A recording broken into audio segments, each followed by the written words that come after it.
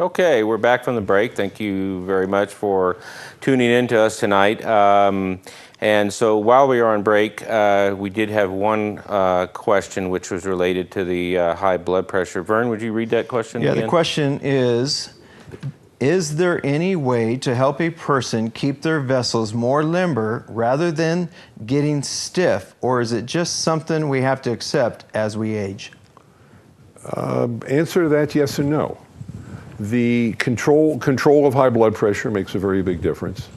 The statins have been shown, and this was done with the older statins because it's old data. It's shown a very big difference in, we have different words than stiffness, but stiffness is an excellent word, have been shown in a period of 6 to 8 weeks to make a very big difference in the elasticity. Because the vessels are elastic. They have elastic tissue in them. Part of it's aging. Yep. Part of it we can't do anything about, but a lot of it we can, and a lot of it again is lifestyle. Absolutely. Lifestyle's huge. Lifestyle's huge. Genetics makes a difference. Genetics we can't do a whole lot about. But lifestyle's everything.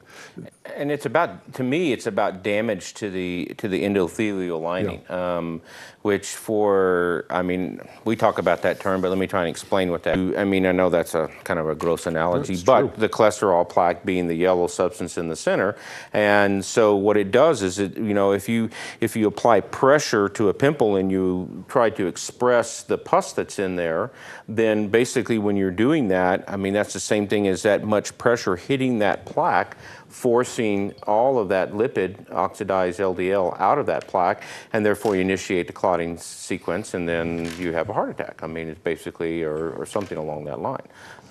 So you're right, and as you get older, the more damage, and then you're dealing with stroke, and even now, Alzheimer's disease has been indicated to be, I mean, a blood pressure issue that starts in the 40s and 50s, and then, you know, because you see this microvascular changes causing, you know, decrease in memory and cognitive skills, which could start. So it is important to have a good lifestyle. Those people, genetics does play a big part in there. I mean, there are people, and I've seen a few of them, they smoke 20 cigarettes a day and their lung function is absolutely perfect, and their cholesterol is perfect, but it's less than 1% of the population.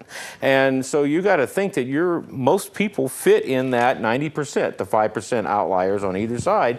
So, I mean, if you do too much to your body, you're going to pay the consequence. I mean, and you can usually tell someone looks older than their stated age, meaning they didn't take care of themselves when they were younger.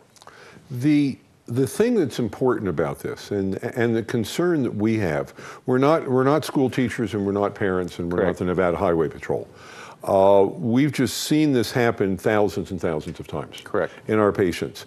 And the way I try to explain it to people is that the human body really wasn't made to live 75, 80, 85 years. Average lifespan when God created mammals and humans came around was 25, 28 years. And people didn't die of heart attacks, they didn't die of cancer, they didn't die of strokes. They died of trauma, they died of dehydration, they died in wars, they died of infections.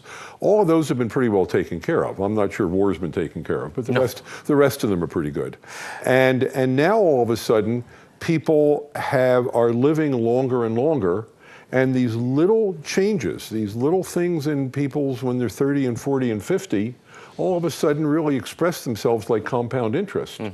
And I tell my patients that it doesn't make a lot of sense to me for people to work their entire lives, sacrifice their entire lives, finally retire, have Social Security, have Medicare, have a little bit, hopefully, of money put away in the bank, and then what they're looking for in their retirement is spending time seeing me and Mike in the office instead of vacationing, spending time with their grandkids. Exactly. And it's totally a lifestyle choice that people have.